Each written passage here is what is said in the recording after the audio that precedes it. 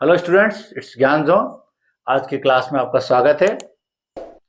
पिछली क्लास में हमने प्रश्नावली 3.3 के पहले क्वेश्चन का पहला, दूसरा और तीसरा क्वेश्चन हल किया था प्रतिस्थापन विधि से।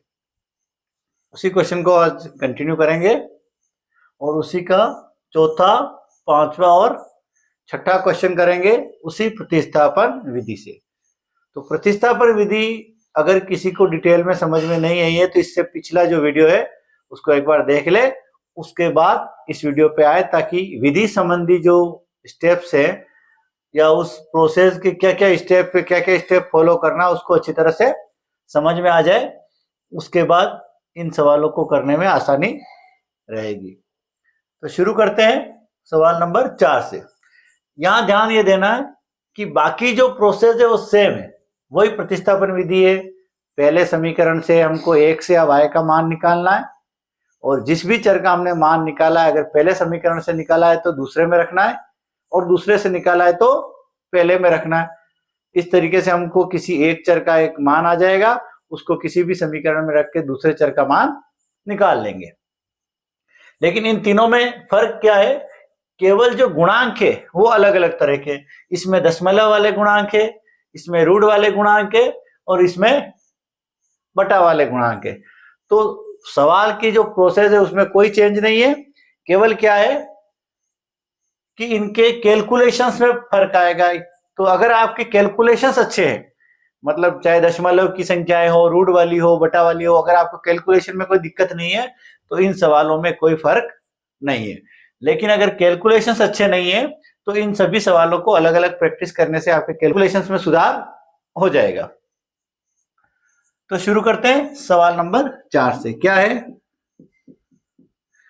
0.2x प्लस 0.3y बराबर 1.3, 0.4x प्लस 0.5y बराबर 2.3। ये पहला समीकरण और ये आपका दूसरा। यहां ध्यान क्या देना है कि सभी जगह दशमलव के बाद एक ही अंक है।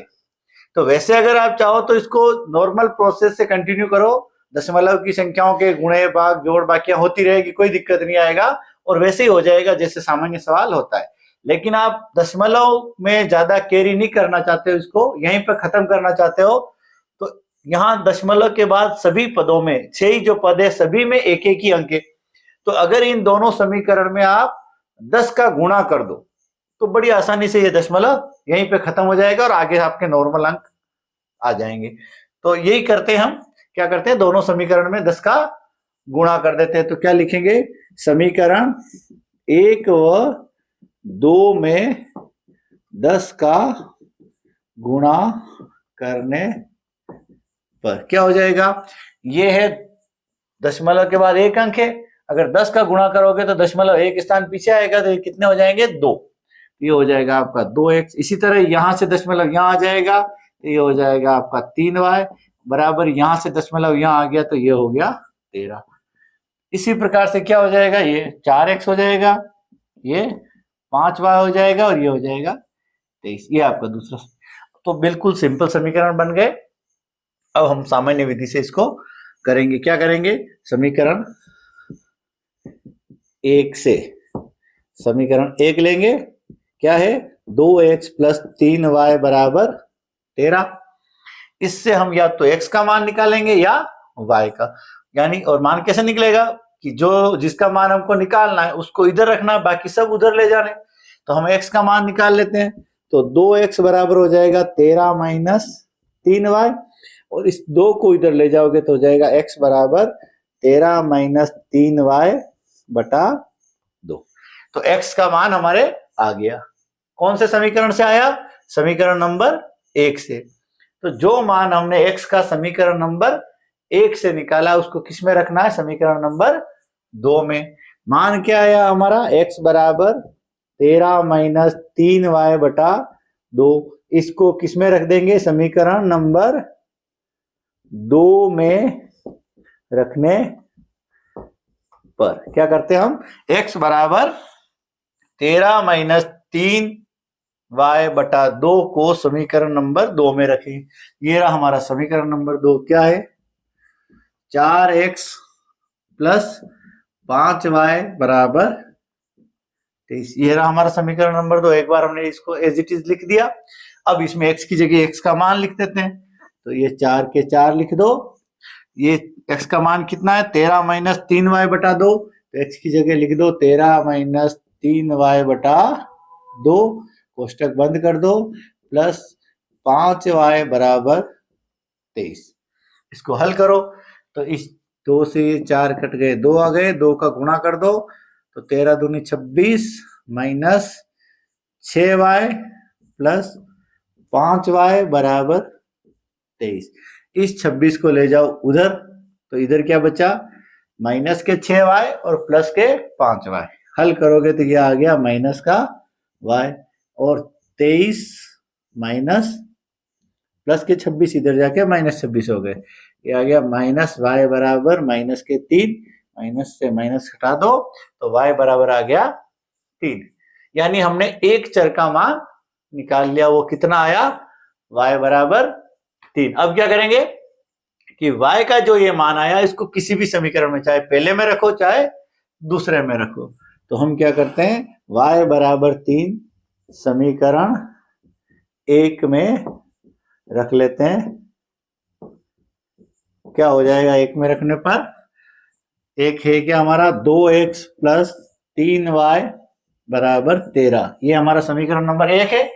इसमें y की जगह हमको 3 रखना है, तो 2x प्लस 3 इंटू वाई की जगह हो गया 3 बराबर 13। 3 इंटू 3 कितना हो गया, 9। इसको उधर ले जाओ तो 2x बराबर 13 माइनस 9। ये 3 इंटू 3 प्लस के 9 हो रहे थे, इधर जाके माइनस के 9 हो गए। 2x बराबर ये आ गए 4 और x बराबर 4 बटा 2, यानी कि x बराबर आ गया 2 और y बराबर 3, ये ऊपर आ गया था। तो x का मान कितना आया हमारे 2 और y का मान आ गया 3। तो बिल्कुल वही प्रोसेस है जो हम पिछले सवालों में करते आ रहे हैं। बस ये शुरुआत में कुछ इन संख्याओं को सरल करने के लिए कुछ ट्रिक लगा सकते हो आप चाहो तो, नहीं लगाओ तो इन्हीं संख्या के साथ कैरी कर सकते हो, कोई दिक्कत नहीं। तो ये हो गया हमारा सवाल नंबर 4। अब हम लेंगे सवाल नंबर 5।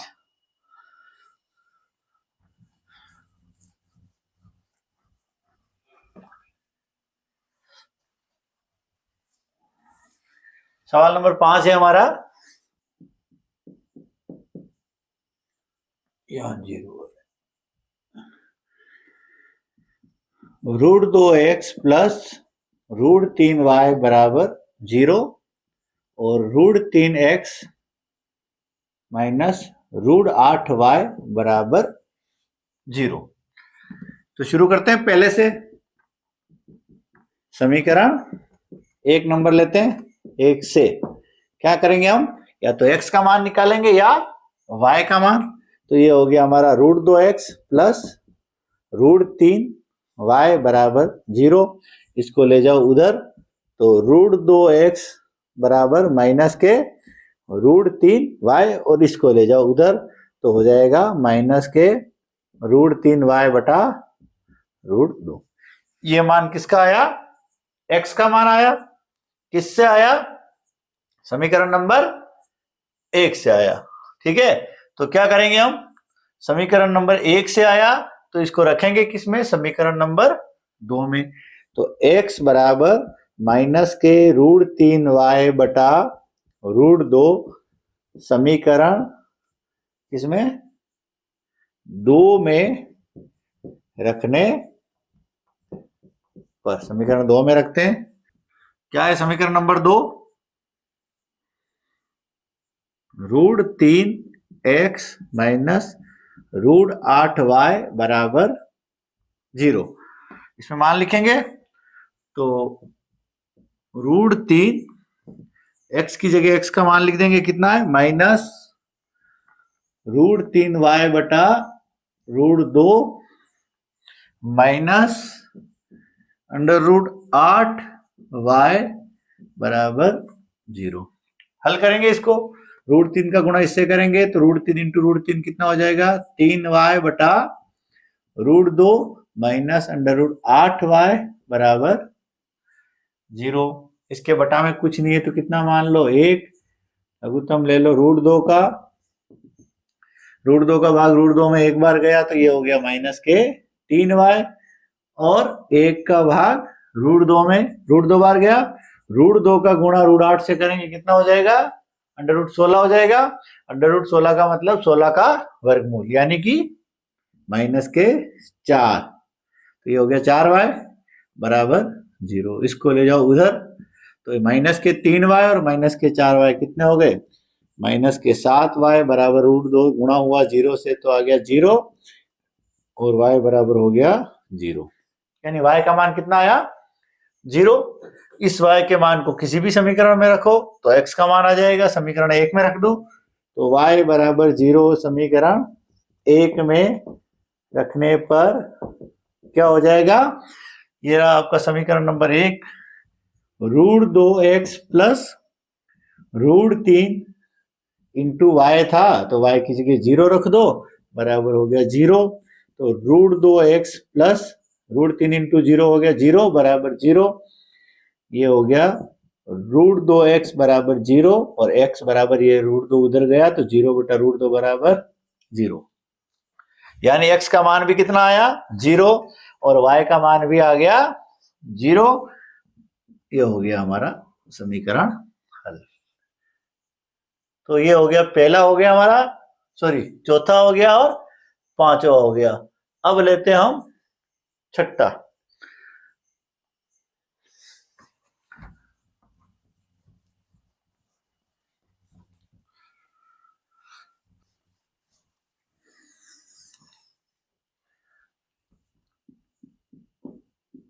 छठा हमारा है 3x बटा 2 माइनस 5y बटा 3 बराबर -2,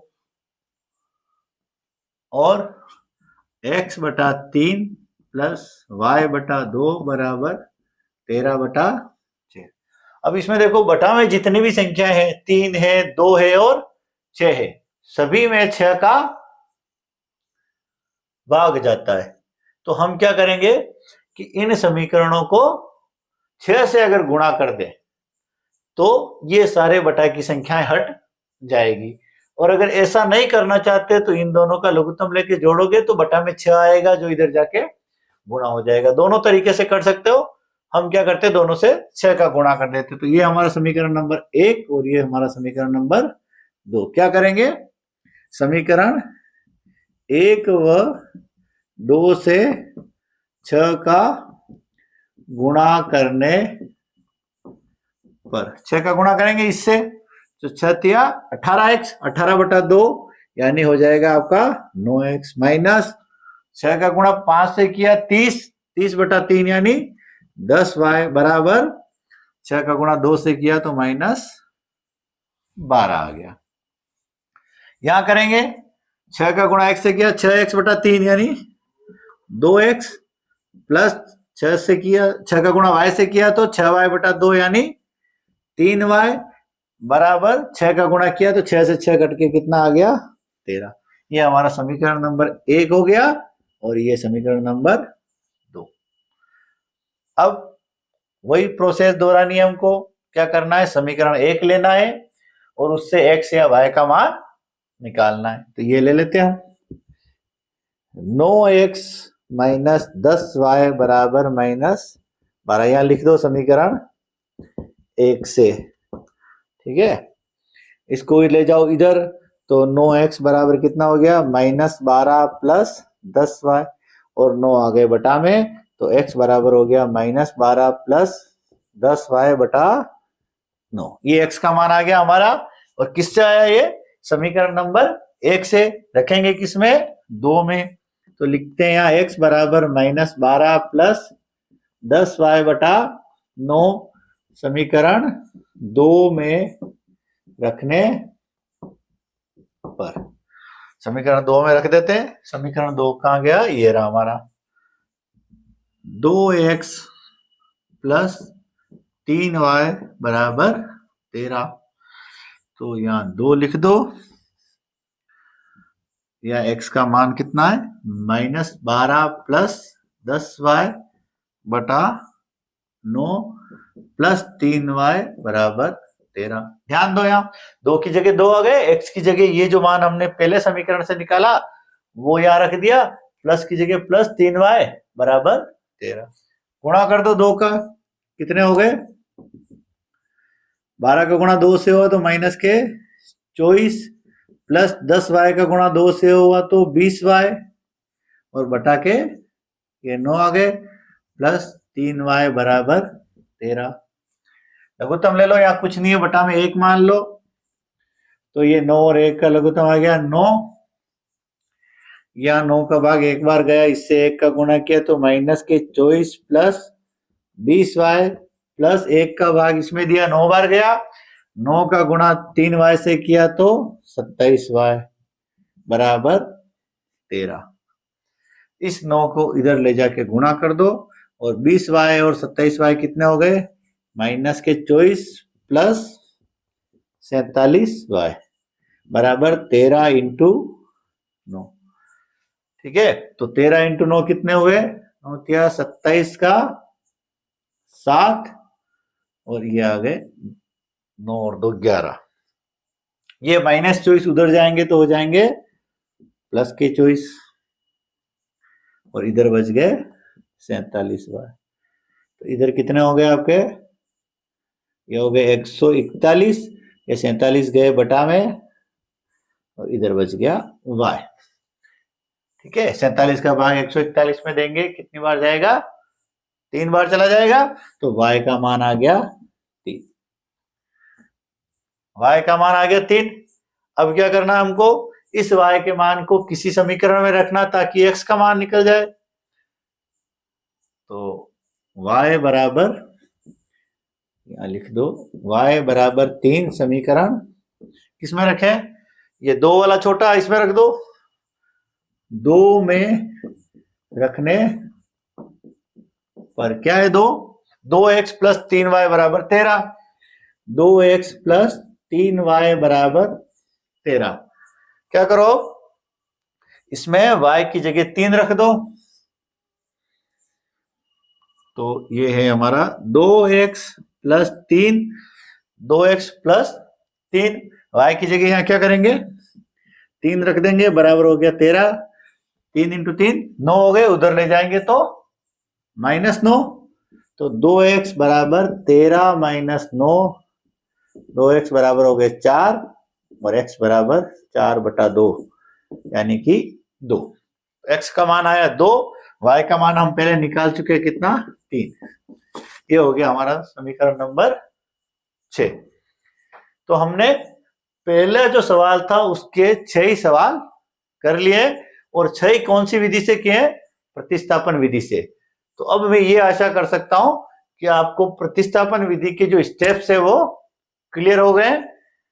तो आज की क्लास यही खत्म करते हैं, और मिलते हैं अगली क्लास में अगले सवाल के साथ। एक बार इन सभी सवाल को अच्छी तरह से प्रैक्टिस कर लेना, ताकि हमको आगे जो प्रोसेस है उस पर ज्यादा ध्यान नहीं देकर केवल कैलकुलेशन पे फोकस करेंगे हम। तब तक के लिए जय हिंद, जय भारत, मिलते हैं अगली क्लास। धन्यवाद।